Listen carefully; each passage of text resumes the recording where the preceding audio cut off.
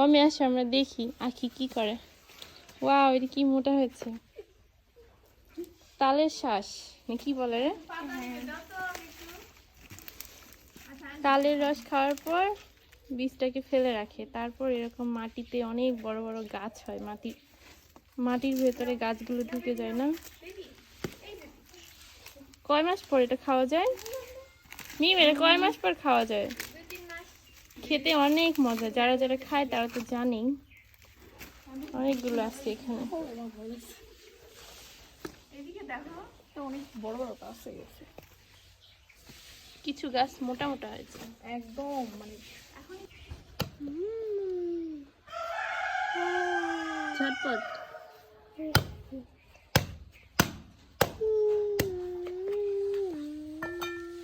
কাছে নিয়ে আসো দেখি কেমন। এটা সেই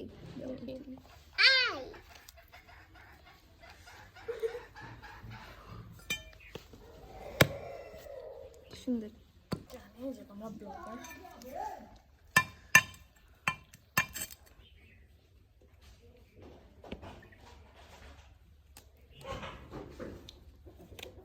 কাটো, সবগুলো কাটো। চলো।